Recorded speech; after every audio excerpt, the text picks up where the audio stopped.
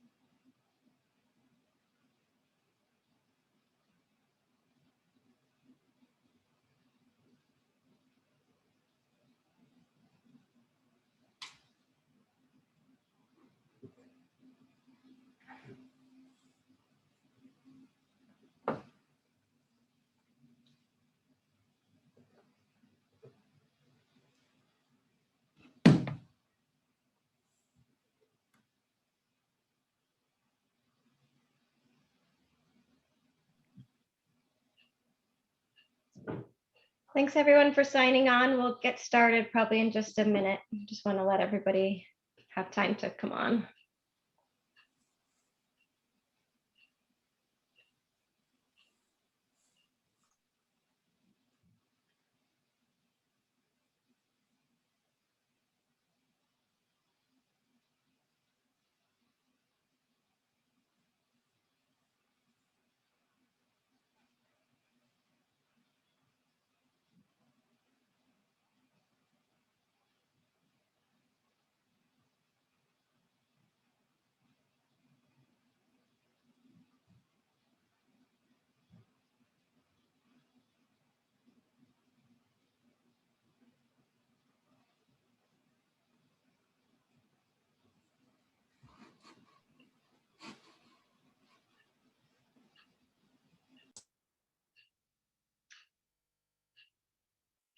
All right, I think we can get started.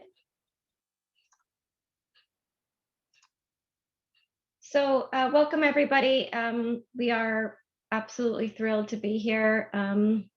This, I think, is both of our first times with the symposium, and are just really excited to share the work that we've done and also to get your input and feedback on what we've done so far and what our next steps are. So I'm going to start by sharing my screen.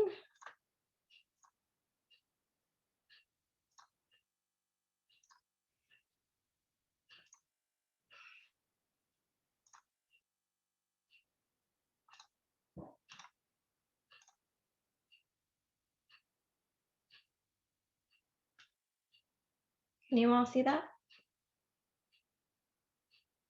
Yeah, okay. All right, I'm Meredith Manzi, and along with Sasha Fleary, we're going to be presenting today about some of our research related to parenting students.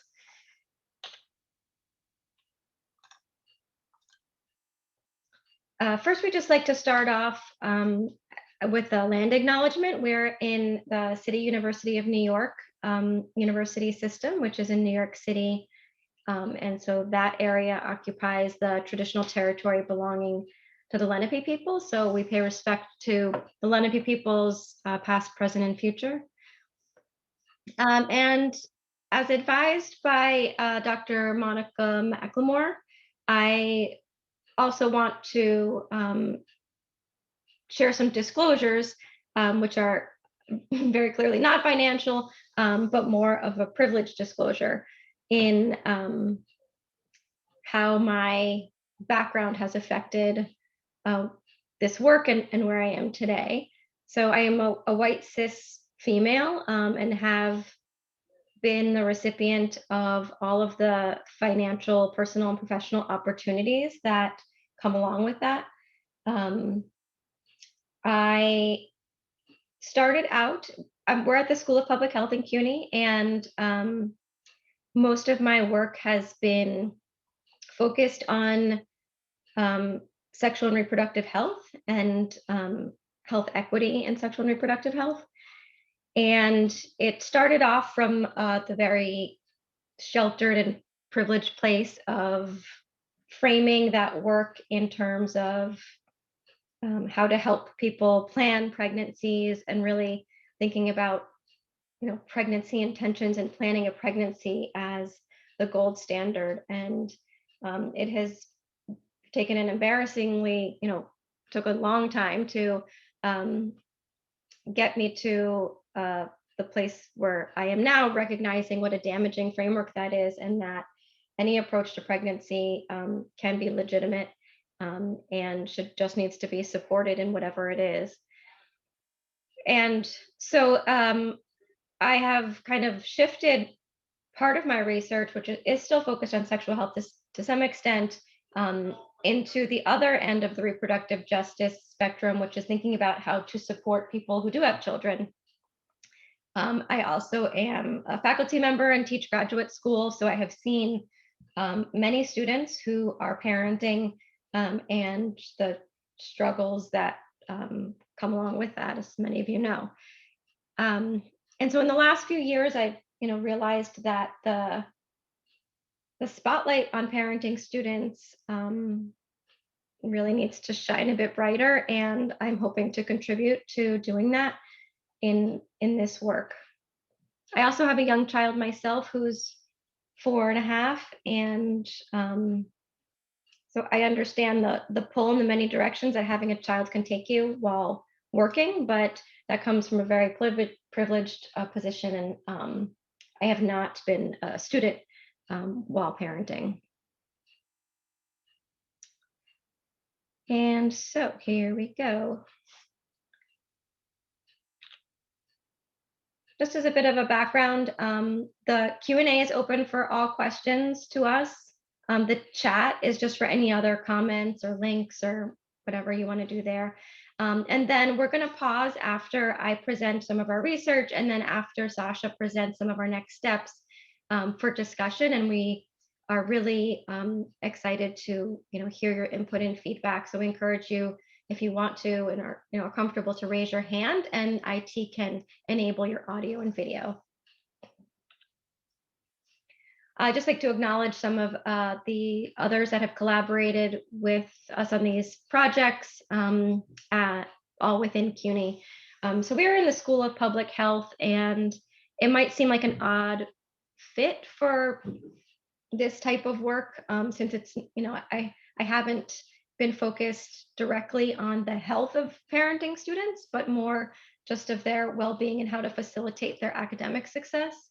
But we know very well in public health, and particularly at CUNY, where we're committed to social justice, that there's one clear path to health equity is through education. And so I approach this work in, as Nicole Lynn Lewis has supported, as racial justice work and as work to help students meet their goals of completing their education.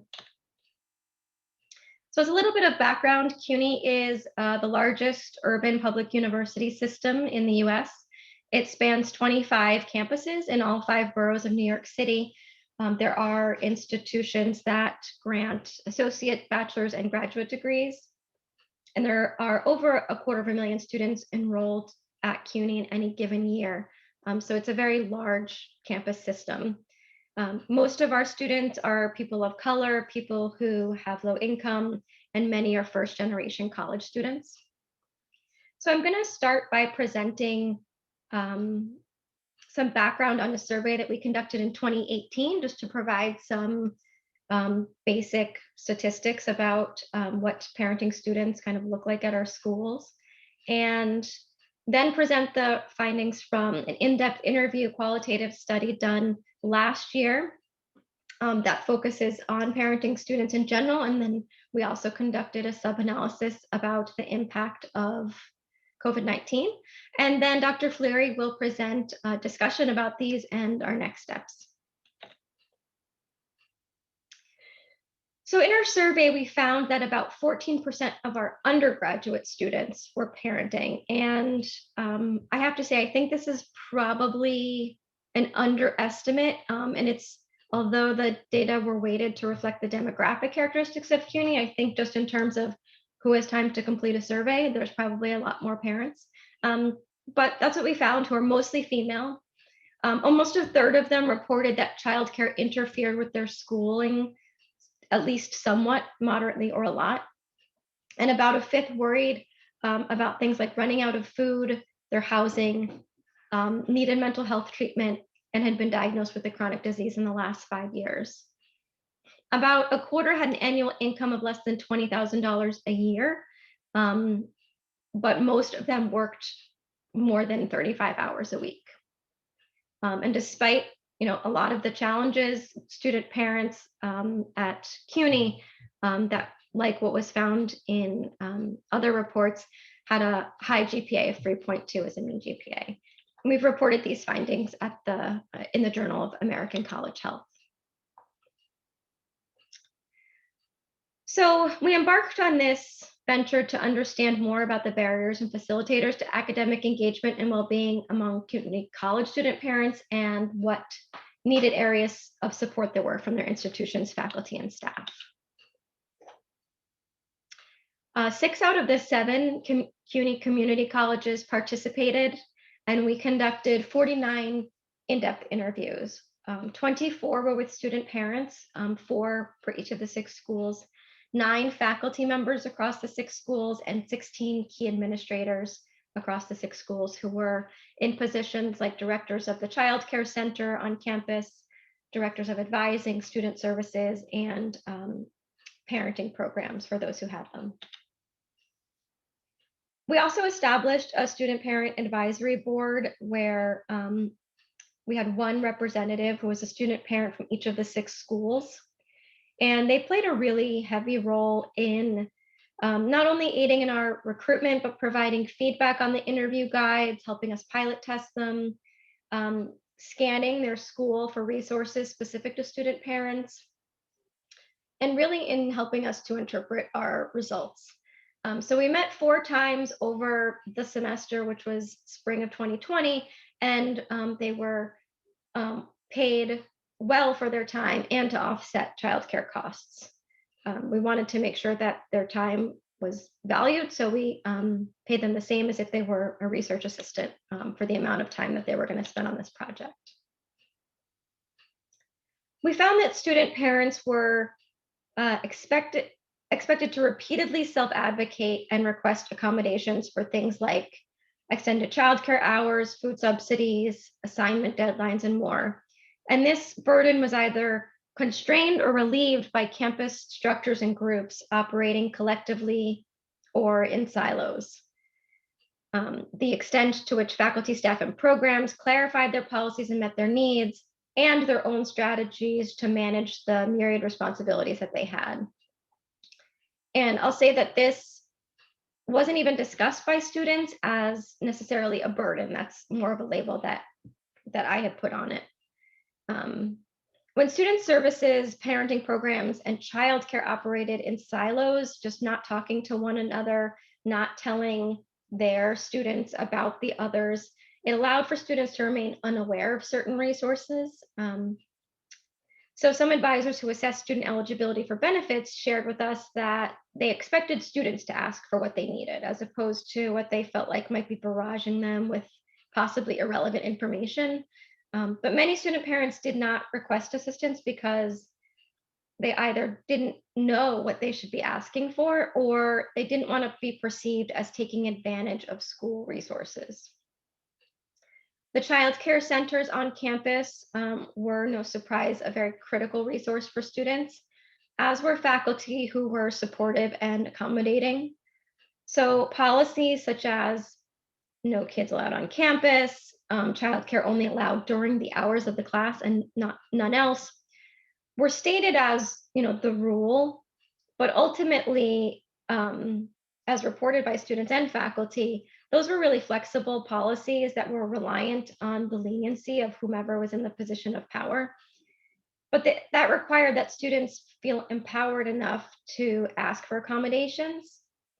And so I'm a faculty member. It's understandable why someone may not want to, like, quote unquote, open the floodgates, and same for childcare directors who have to deal with capacity issues. So we do need to think about how we can present policies to students in a way that makes it clear that they're flexible, that makes it clear that they're welcome to ask for any accommodations they feel like they need to succeed, and that they shouldn't, feel badly about that or feel stigmatized by it. And so this is something that we'd love your input on in the second half of our talk. Student parents generally just didn't feel comfortable asking faculty for extensions or accommodations. They felt like their circumstances, like having a child who was in the emergency room, was their own problem.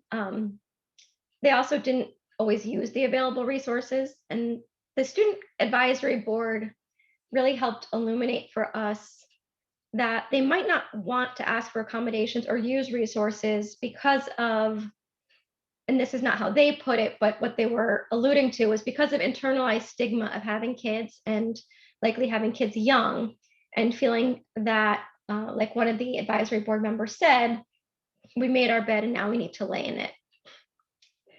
But program champions like the directors of parenting programs help to alleviate the burden of needing to ask by making sure parents were aware of the resources and normalizing their use.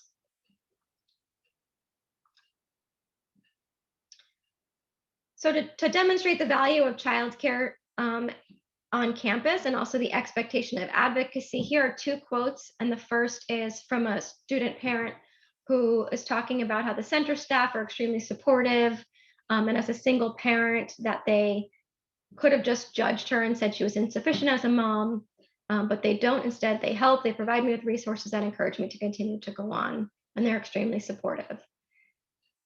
And then also an early child care center director said, sometimes students say, oh, I didn't know that you did that, I could do that. And we say that you have not because you ask not. We encourage them to ask us. Even if we say no, try again.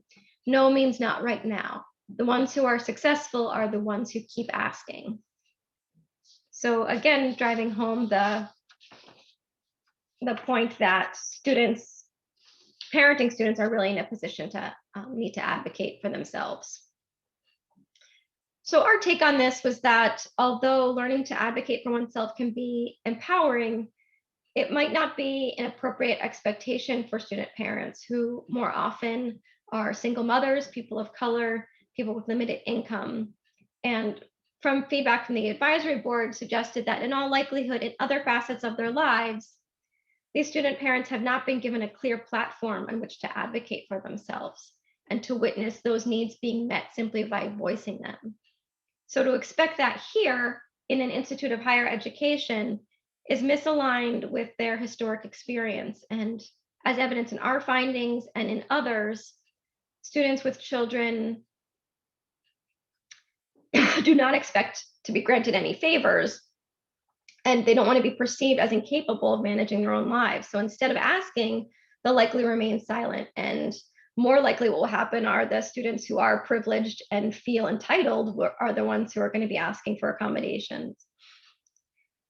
So in this way, student parents might have internalized this expectation of self-advocacy as the school saying, like, listen, you need to get yourself across the finish line. Like, you are in charge of yourself, and we're here to teach you, but it's really up to you. Sorry for background noise. So we conducted a sub-analysis specific to COVID, which the outbreak of the pandemic started as we were in the middle of this study and collecting data. So this was with only a subset of the students that we interviewed after the closure of our school and the pandemic started, but then we also did a focus group with our student advisory board members as participants. So the data presented here are just from March to June of 2020.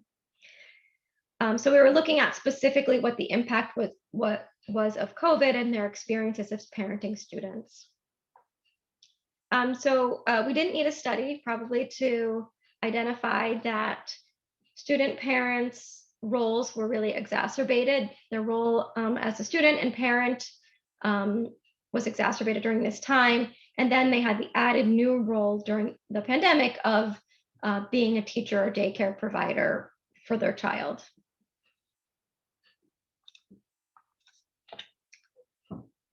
So in response to student parents' challenges, faculty and staff recognized the diminished time that was available for student parents, and the ones in our sample made requisite accommodations within their respective roles to help alleviate this. So faculty in our sample described their flexible deadlines, lenient grading, offering asynchronous classes, in some cases creating spaces for students to just share their experience with one another and support one another. They also did one-on-one makeup classes for anyone that had to miss if their student was, homeschooling their child and on another Zoom and couldn't make a class. And student parents were very appreciative of such approaches and expressed a lot of gratitude towards faculty who were accommodating. And although the faculty that we interviewed, were understanding of student parent circumstances, they did feel like their colleagues may not be as understanding and needed to make more student-centered decisions in how to approach their teaching. Staff also attempted to help alleviate student parents' time pressures and support them within the purview of their own roles at their colleges. As campuses closed, some early childhood centers that were physically co-located on campus, often serving children ages 2 to 5, pivoted to offering remote sessions via pre-recorded or live videos. And while parents were thankful for that continued support of their child's education, it wasn't like this allowed them to gain any time for their own work. It just merely shifted the home childcare tasks to facilitating and supervising the remote sessions. Students felt the most supported by campus programs that had a champion of sorts. So a staff member who went above and beyond their job description to meet the needs of student parents during the pandemic. One student advisory board member who was a single mother shared how grateful she was to a campus program director for delivering diapers that she relied on heavily, but was no longer capable of picking up from campus and was running out of. Other student parents shared that the head of the child care center would consolidate all of the information that was just being kind of thrust upon them during the initial weeks of this pandemic when things were changing so rapidly and there was a lot of information. One of the child care center directors consolidated that information for them to allow them to understand and find resources easily. And student parents who, as you know, are already accustomed to the consistent pattern of confronting struggles daily, whether it be from family, work, school, a combination of those, and finding some way to manage past it. They were familiar with that pattern and shifted to devising strategies to adapt to pandemic life in the face of substantial challenges and severe limits to their time in order to persevere in their own studies. So because of these new constraints on time, parenting students use strategies such as self-advocating for needed accommodation. So, again, student parents didn't want to be seen as opportunistic. They talked about how every time they asked for an extension, they felt like they were taking advantage of a faculty member or that the faculty member, suspected them of, not really needing it, but just, not being organized enough. But in the end, during the pandemic, student parents recognize that asking for accommodations might be the only option that they have and a last resort to ensuring their own academic success. And they also adjusted their own and their child's routines. So student parents completed their own homework or watching, asynchronous online modules if available whenever they could when their children were preoccupied. So usually having to set their kids up watching television more often than they would have or while they were sleeping. Notably absent were strategies to avoid burnout. Student parents were on overdrive, just trying to keep themselves above water. And one student parent from the Student Advisory Board focus group whose daughter had attended the campus childcare center before it closed due to the pandemic talked here about waking up at 3 o'clock in the morning to do her homework because all of her energy all day was just absorbed by taking care of her 2-year-old, doing all of the housework, and just not having the energy to do anything after her daughter went to bed. So ultimately, parents prioritize the needs and education of their children, and without alternatives, this manifested in the deprioritizing of their own needs and their own education. So they missed more coursework than they would have otherwise. They accepted lower grades than they would have otherwise, without any other viable options. So some of our recommendations from our main findings were echo some of the recommendations put forth by Generation Hope and the IWPR, the Institute for Women's Policy Research, and the Ascend Institute. But we found in our study for all of these things to be backed up and legitimized by the data that we found, which are the need to systematically identify parenting students at institutions in order to be able to streamline resources directly to them and assess the scope of need. Without really knowing who is a parenting student, it's very hard to let them know that some students didn't even know that there was childcare on their campus until their last semester, which is, really a shame and, a very clear missed opportunity for them to have been alerted to that fact when they were being assessed for benefits, or if there was some systematic way to capture this as they enter and continually capture this as they're here, it can help us direct resources to them. To present clear policies and information to parenting students to reduce the burden on students to self-advocate, letting them know that, these are the policies on paper. If you need more time, just ask me. And it being very clear that you're able to ask for the accommodations that you need. And where there do exist campus childcare, to extend the childcare hours and capacity to the extent possible. So there's things like drop-in hours, where it's not just the hours that you're in class, but also hours that you need to do your homework and things like that.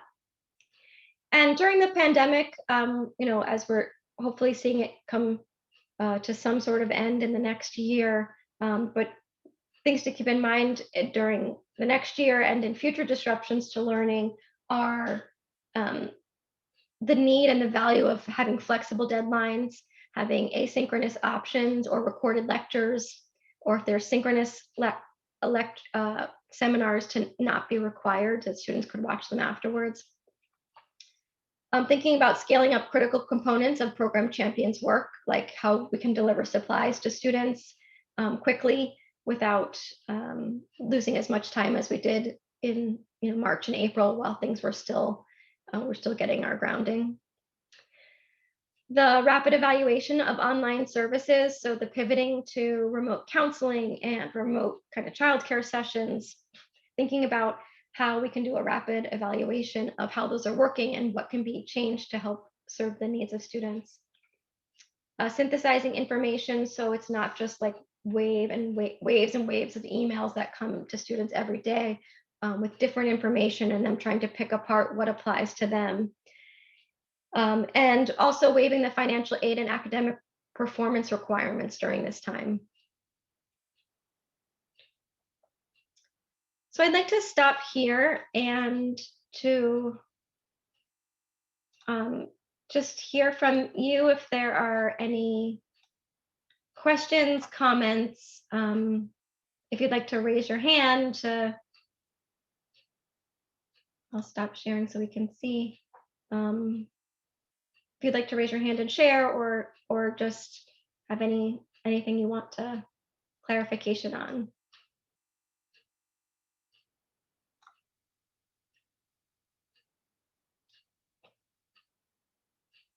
If there are any parenting students on here, I'd also love, we'd love to hear if this resonates with your experience during the pandemic in general, and anything like that.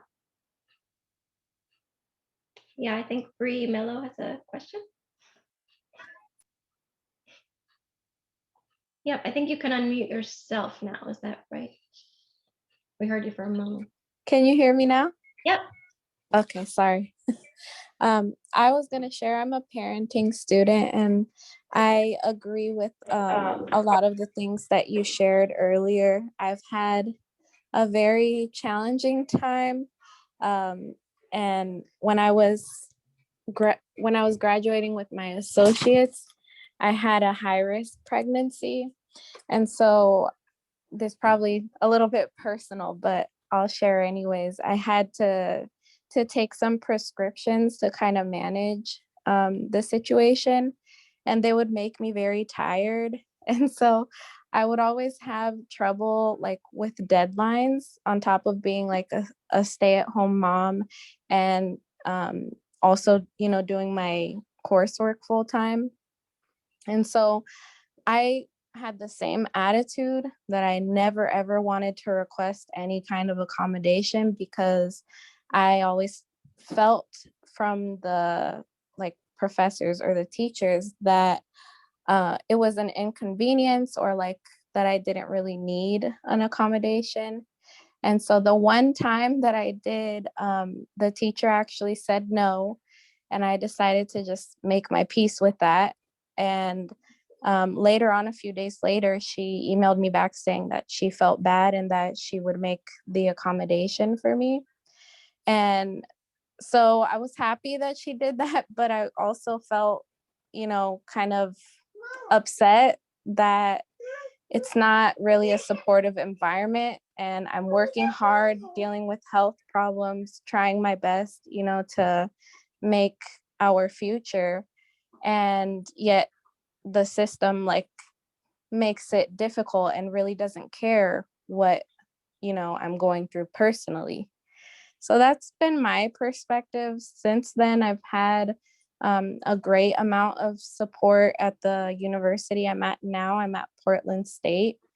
And so I'm still on my path towards completing a bachelor's, and I have a lot of plans for the future. And I'm very well aware of how hard it is for student parents. And so I just have made it my goal that no matter what challenges I face, I'm just going to deal with them as they arise, but not give up on, you know, my where I see my future.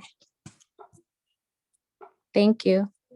Thank you, Bree, so much for sharing that. And congratulations to you.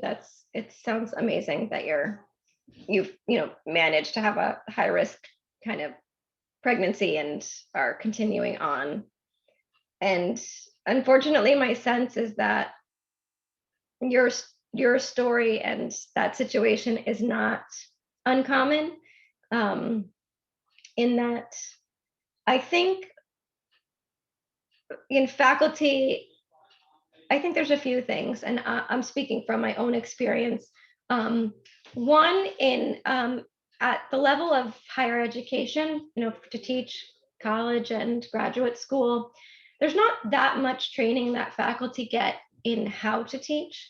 If you're teaching grade school, you have to go through a ridiculous amount of training and coursework and degrees in order to teach young children. And I think for whatever reason, if you have your doctorate, everyone just assumes you can probably teach because you've been a student for so long, which is, I'm sure you've seen, not always the case. So I think there's a lot of people who come into teaching.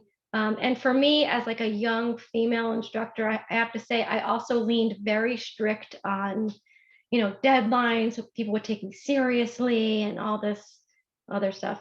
That it has taken a long time to undo for me to realize that I think there's this idea that we are preparing students for the real world, and in the real world there's no accommodations, you can't turn things late, blah blah blah.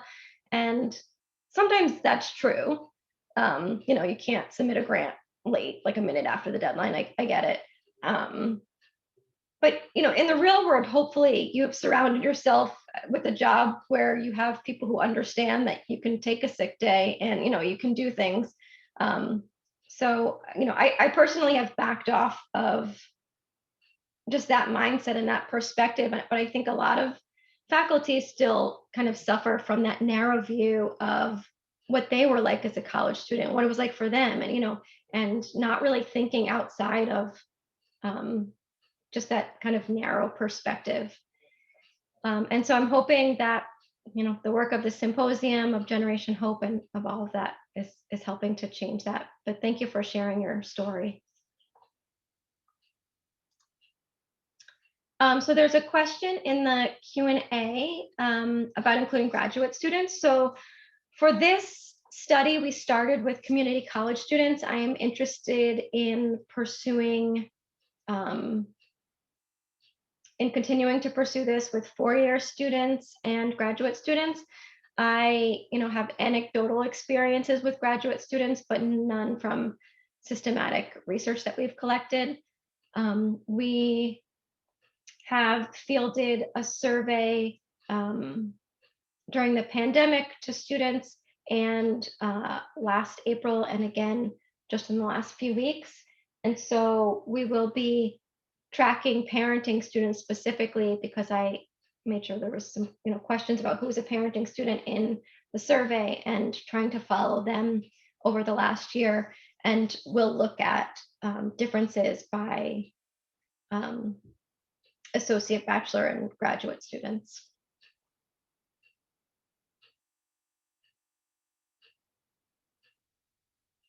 Yeah, I just saw from Autumn, hi Autumn, that you recently learned that 1 in 3 graduate students are parents. Yeah, that feels like it matches what my experience have been. So again, like what Nicole Lynn Lewis was saying in her keynote, that this isn't really like a separate issue, like, oh, do you want to help this separate group of student parents? It's really like, these are a lot of students, and if you want people to be enrolled, persist, and graduate, then you really need to focus on them. And there was another comment in the Q&A about feeling disconnected from my SP. Is that student parent? As an achievement coach at a community college. I try to reach out, but often lack response for my single parents. How would you recommend we gain momentum following COVID? Yeah, I mean, that is a great question. I'm not, it's one that I'm sadly not surprised about, that, if you're a single parent trying to manage having a child right now while going to school and probably working, I'm not really surprised that nobody's responding. It's just, there's like information, and there's just overload and role overload and all that's coming with that. And yeah, Sasha, do you want to say something? Yeah, I was gonna say, if you're reaching out to them in the capacity of the achievement coach, that might be the issue, because they probably aren't feeling like they're doing as well as they should be doing, or they're not on track. And I think there might be, I don't want to speak for them, but if I were to put myself in their shoes, there might be a little bit of shame in there. And so, I think the manner in which you reach out might make a difference. So you know for sure they're parents, right? And how do you connect with parents? You connect through their kids. And so reaching out to just say, hey, how are your kids doing? How are they handling all of these changes? Just to humanize the interaction and take the emphasis off of the business of why you're reaching out. Might open an avenue for them to feel a little bit more comfortable or a little less hesitant to reach out. Yeah, that makes so much sense. Mhm.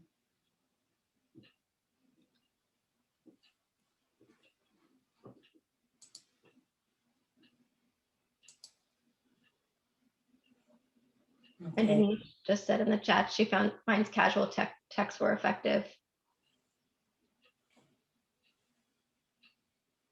Thank you. Okay, so any other questions or thoughts before we move to the second half? So I'm gonna share my screen and turn it over to Dr. Sasha Fleary. Okay, and here we go.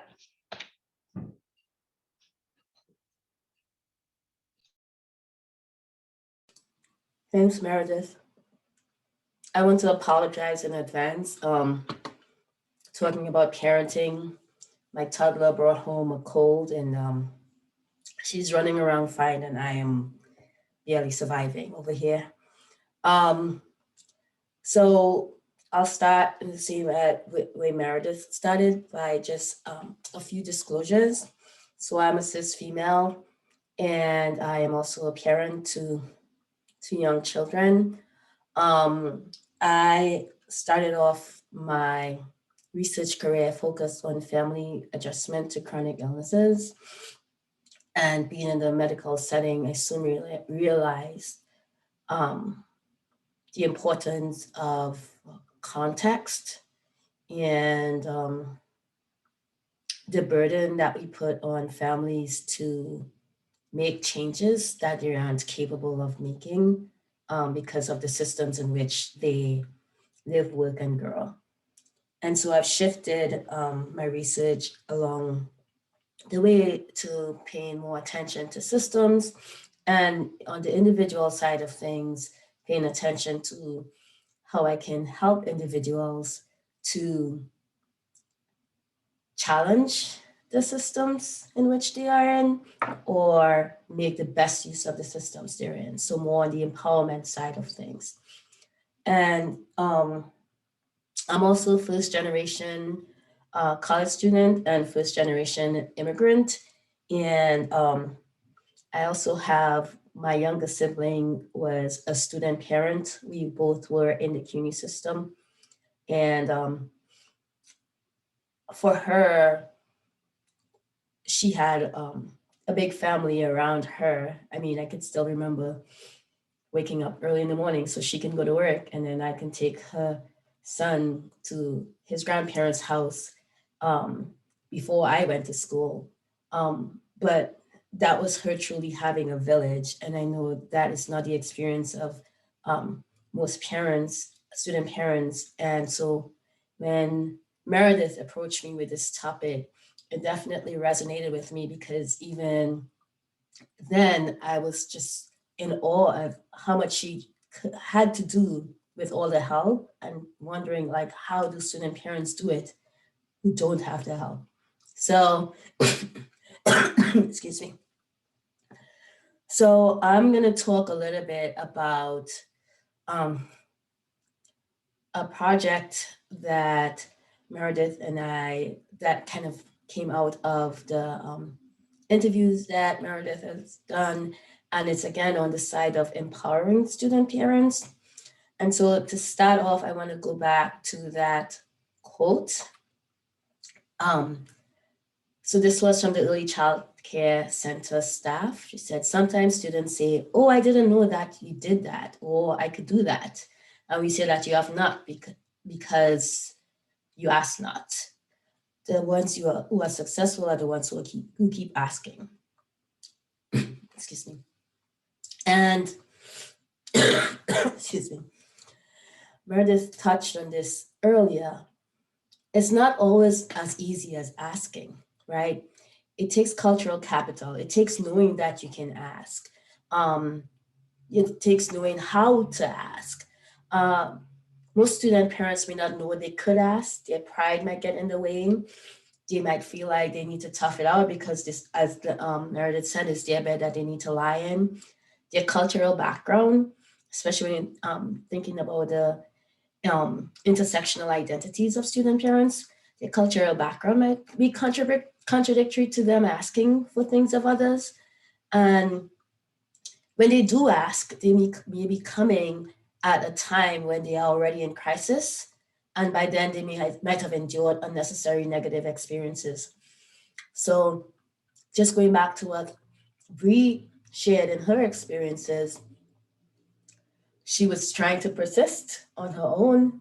And when she really, really needed help, or when she really felt like that was, there were no other avenues, that's when she asked. But really and truly, she should have been given assistance much earlier in the process before she got to that point. And the list goes on, and the reasons in which why student parents excuse me, may not ask. And there are many reasons why waiting for students to ask for what they need may not be the best idea. So putting the onus on students to ask for what they need further, excuse me, perpetuates inequity and disparities in academic success and academic persistence. And it also presents a false narrative on what persistence should look like. um, because there's the assumption that if the grades aren't up and you're not the student isn't reaching out, they're not being persistent, and that they're not using resources, they're not being persistent. But the opposite might be true, right? They're kind of suffering in silence and being persistent in silence. Excuse me. So, how do we address the burden of the ask? And I meant to mention this section of the talk, we really want it to be interactive. So don't wait until the end. Please throw out your questions, throw out your suggestions, and we will try our best to incorporate in the conversation. Definitely raise your hand. Excuse me. So the most obvious way we can address the burden of the ask is by providing the information up front. Let students know their options or where to find their options. And then by providing that information upfront, the ask can naturally become easier. Excuse me. We also have to think about approachability and culture that is created in spaces meant to assist student parents. So what we hear repetitively is that student parents feel like they need to hide or not bring that side of their life, the parenting side of their life, to school, to the financial aid office, to the resource offices. And as student parents are walking in to a space that is meant for student parents, they should feel like it's a space for student parents. The parenting side of things should be somewhat forefronted. So thinking about the staff routinely ask how student parents, how their children are doing. The students truly feel comfortable talking about their parenting side of life in the space, because that's where their struggles, where they're bridging their dual roles, are going to come up. They have to feel comfortable talking about the academic and the parenting for you to truly get at what might be, excuse me, holding them back or even pushing them forward. And by providing those spaces, we make it again even easier for ongoing mentorship, advising, and check-ins. And these one-on-one mentorship, advising, and check-ins may help catch issues early on and to allow for resources to be provided, excuse me, or accommodations to be made. Advisors may also learn a great deal from student parents on how they successfully navigate the system and use that to help other student parents or affect policies and programs for student parents in general. Excuse me. And this could serve to benefit student parents who show up to check-ins, to advising, to ongoing mentorship. And we do have to recognize there is going to be a subset of student parents who, by the mere fact that they're only 24 hours in a day and they're working 36 hours a week and taking a full-time course load while managing their children at home, they're not going to be able to show up to these check-ins. But we can, from the ones that are showing up to the check-ins, a lot can be learned and put in place that benefits all student parents. So I just want to stop for a little bit and ask if you can think of other ways you may address the burden of the ask, and what has worked in your school, at your schools, or in your situations.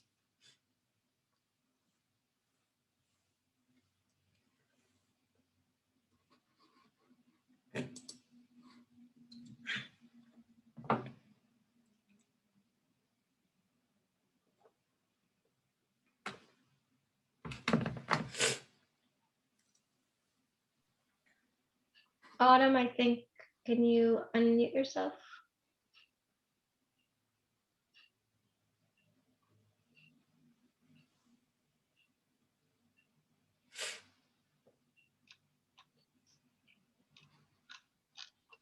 Is IT still on the call?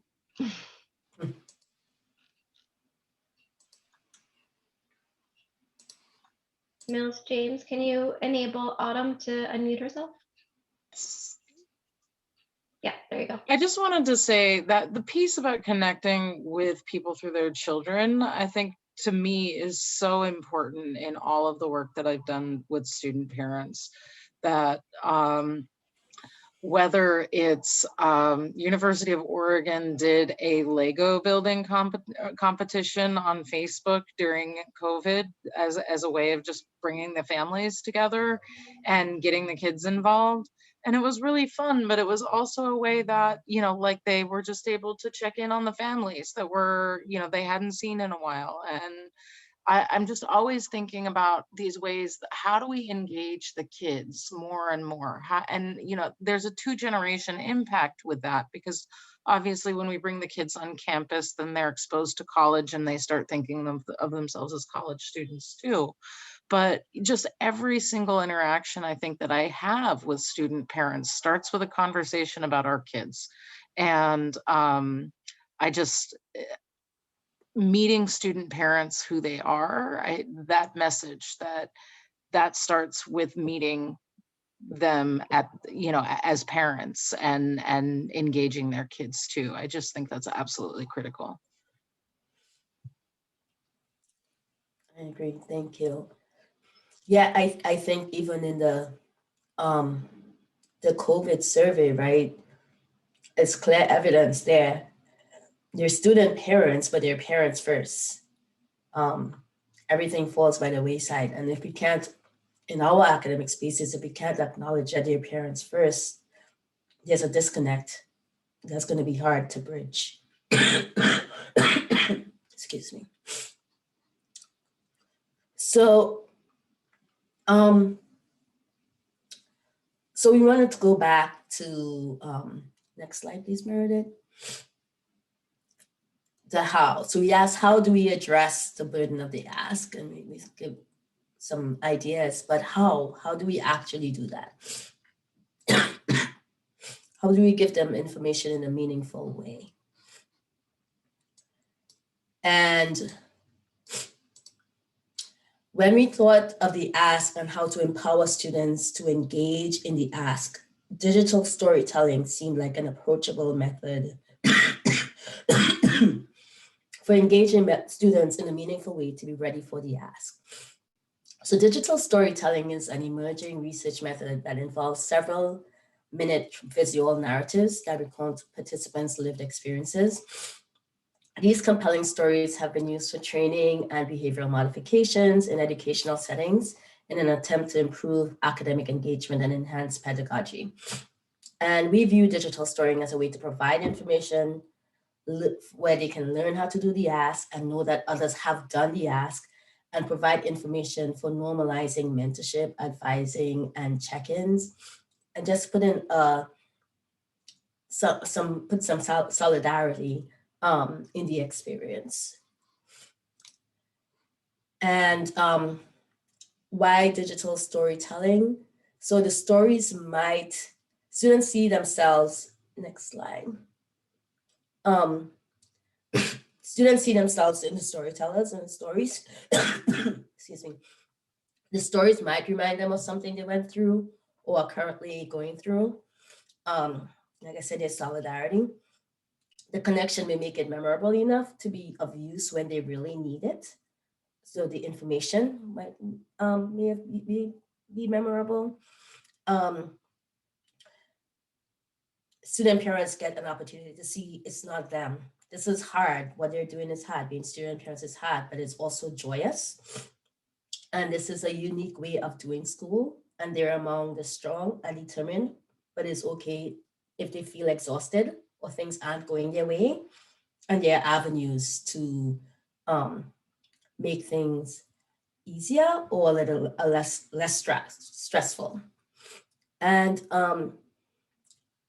in addition to being informative for students and empowering for students, the digital storytelling can serve the purpose of, excuse me, giving faculty and staff insight on how student parents navigate college life. So instead of just hearing faculty and staff just sharing the question asked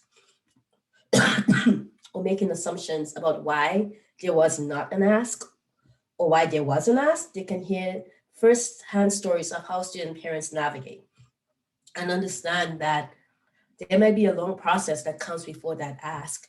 And before sending a quick reply where, okay, my late policy is this, so no, to sit back and sit with the experience of what it might have taken for a student to come forward and ask for that extra time, and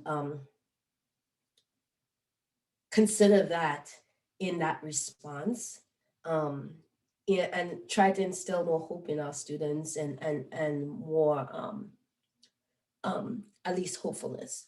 And this can give insight on changes faculty can also make, the digital storytelling, changes faculty can make and what staff want to make as well to accommodate student parent needs. Excuse me. And the beauty about the digital storytelling video is that it has the benefit of being easily disseminated. They don't have to take it in the moment, as would be required if they were attending like an in-person meeting. Excuse me. And I mean, if we think about all of the barriers to attending in-person meetings pre-COVID, this is just a much better way to connect with as much student parents as possible. And then they have it as a resource that they can come back to whenever they need it. Next slide. So we were thinking that to use digital storytelling to create a special orientation video for student parents. And this would supplement the generic videos or orientations that acclimate students to college. And student parents will provide first-hand accounts of how they successfully or unsuccessfully navigated their dual roles and sought support when needed, by providing practical tools for engaging in markers of academic persistence. And our goal is by normalizing the student parenthood and support seeking and empowering students with the tools to facilitate persistence. So hearing what others have done and knowing that they can do that too. Excuse me. These tailored videos will support an often ignored segment of college students, especially when we think about what is usually included in orientation manual materials or, excuse me, accommodations on syllabi. And then learning from others' experiences, excuse me, oh my gosh.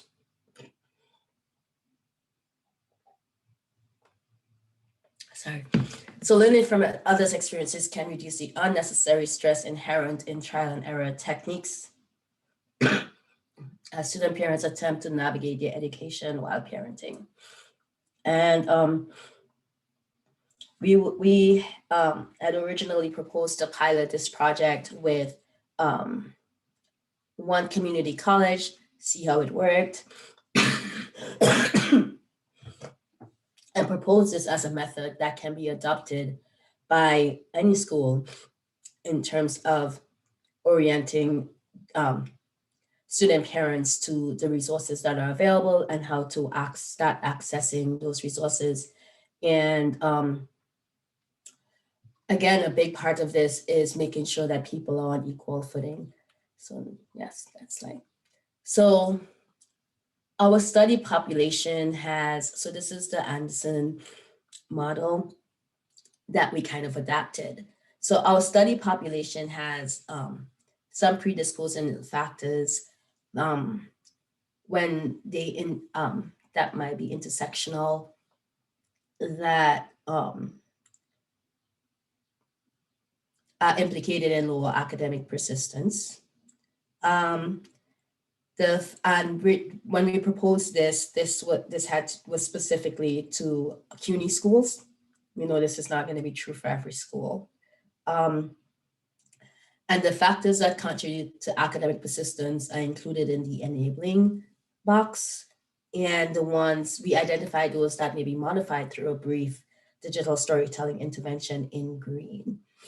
So peer support through that connection that they may have. Um, the students will also speak about their experiences with peer support and how they sought peer support and found community at their school. Comfort and intention to use resources and to ask for support. Again, just hearing from student parents, and we envision having some faculty and staff speak a little bit about how they support students to just reinforce what's available and how they can access it.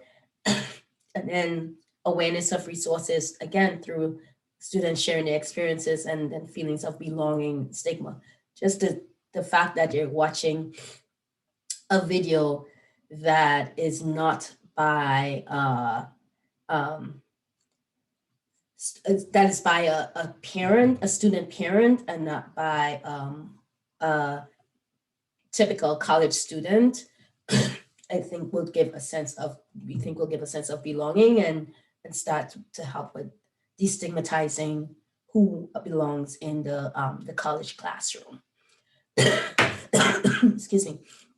And we added proximal and distal markers of academic persistence that we believe may be improved by our digital storytelling intervention and can lead to college completion.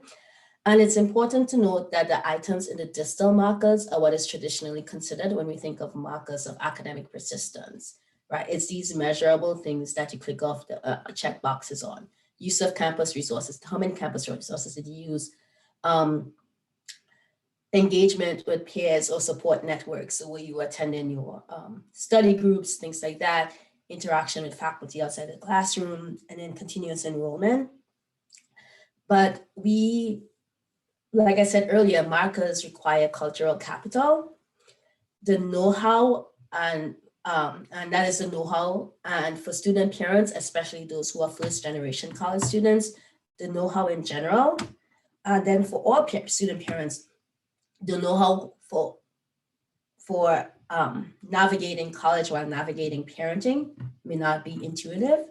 So it is up to institutions to strive for equity with regard to distal markers of academic persistence, and that means intervening on proximal markers. Excuse me.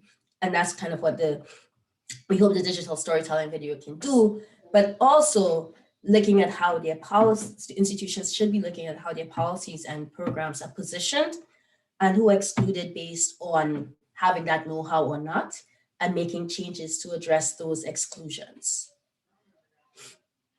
And then we have some next steps, and this is just, this is more or less open for conversation for the next 12 minutes that we have, as well as any other comments from what I just presented or Meredith presented earlier. So how can we use digital storytelling to improve faculty and staff understanding of the experiences of student parents? What interventions can we test to improve academic engagement and persistence among student parents? Aimed at whom? And also I think we can throw back in the question that Autumn just brought up on, like, how else can we engage parents through it, student parents through engaging their children in the work that we do.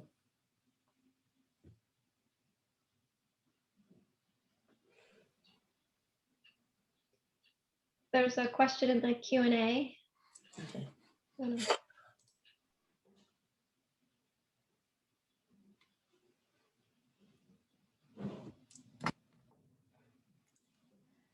Once we get to that point, yes. So it was, will you be sharing an example of a video? Meredith, you're gonna answer? Yeah, we don't have any samples just yet, and we are pursuing funding to get a project like this funded and be able to share widely. Yeah, ideally we would, once we do it, have a protocol, protocol in place on how it's done so that it can be disseminated to other institutions to make their own, because it's going to be unique to the different institutions.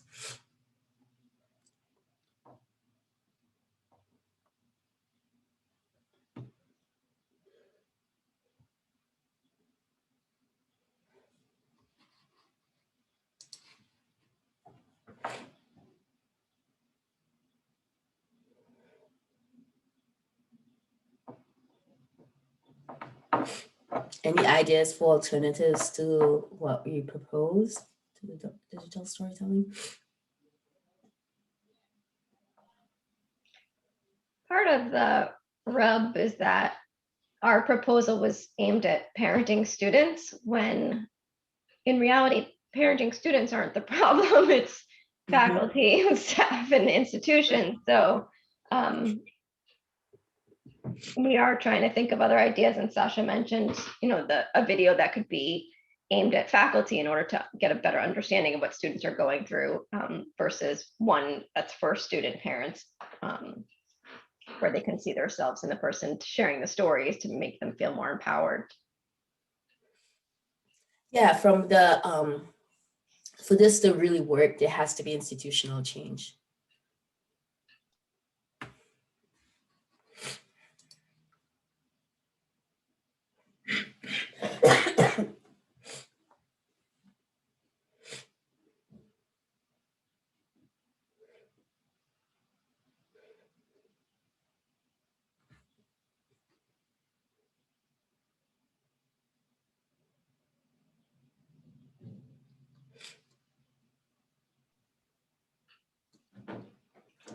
I put our email addresses in the chat, so we're definitely excited to hear from you more. And if there are others working in this area who want to talk, please reach out.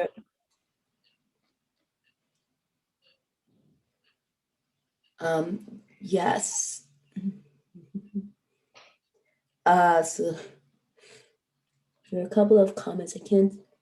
Meredith, can you see who's the Yeah, first one was I can't see who it's from, but that there have been efforts on campuses to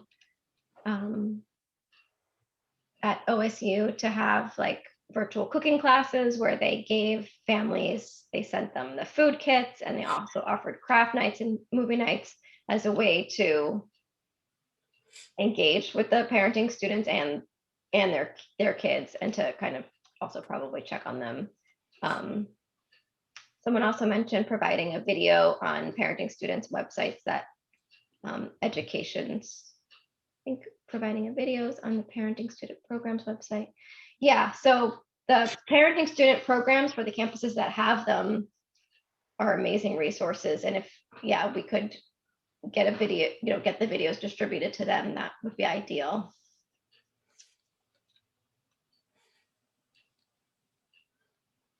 And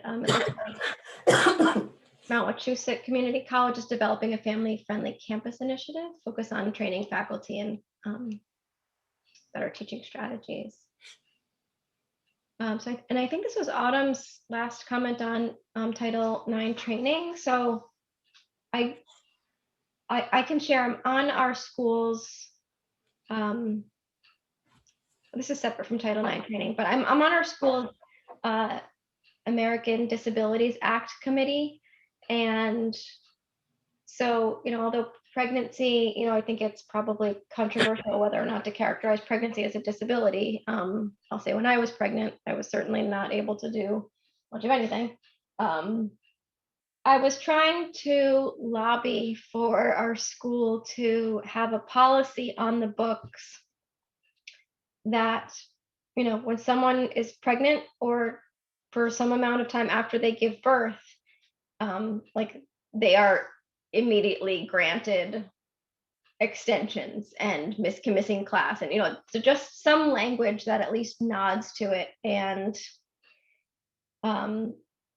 there is just a lot of legal pushback of like, well, if there's an unexpected outcome of a pregnancy, like then like Family Medical Leave Act and all these things. And I was trying to say like having a child isn't an unexpected outcome of carrying a pregnancy to term. Like that's probably what we expect. But it still doesn't necessarily make it easy. And it's basically up to the whim of faculty members if they feel like being accommodating or not. And it's not always the case. So I'm still pushing for that part of things on our campus. And it's like, well, no other CUNY campus has done this. And I was like, great, we could be the first. Like, what an opportunity.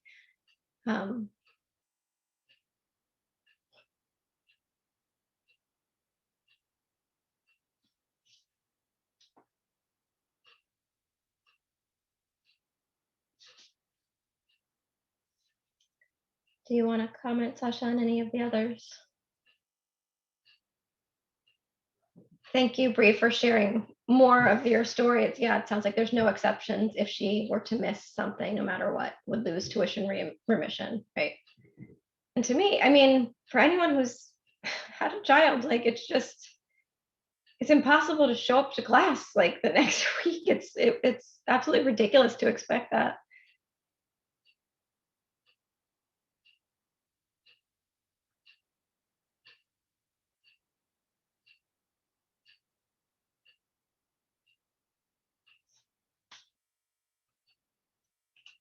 And we'll look into the family-friendly classroom initiative that is happening. It sounds like that's something really cool. You're on mute. Sasha, are you talking? Yes, I was gonna ask the same thing as you, Meredith, who the person who posted about Mount Watch, excuse me, what you said, community college, if they can share what the family-friendly classroom initiative look like.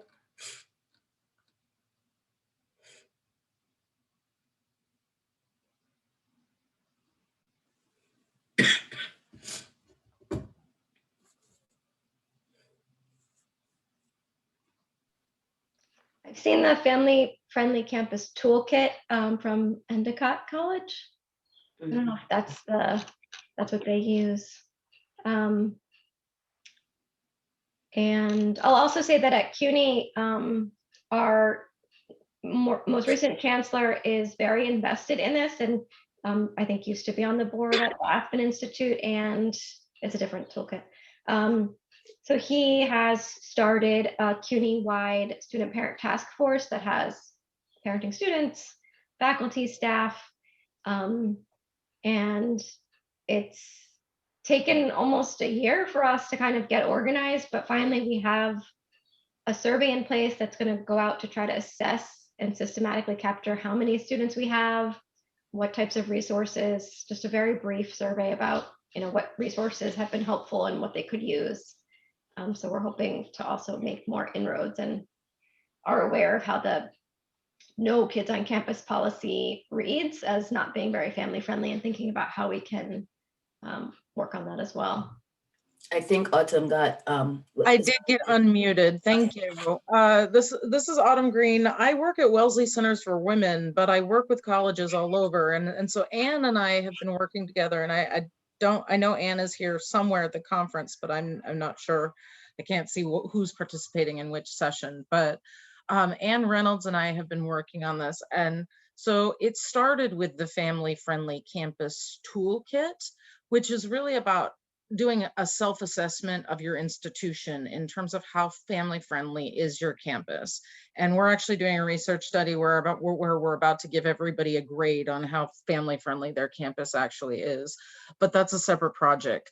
So what they kind of figured out in this process is that the place that they needed the most improvement was actually in the classroom itself, working with faculty and staff. And so they're developing a number of different ways to work with faculty and staff through training, through 2-generational classes that engage with parents and children together in the classroom, and through other kinds of options and opportunities, especially around, because they're a community college, the basic skills classes in writing and math, but also expanding to other areas as well.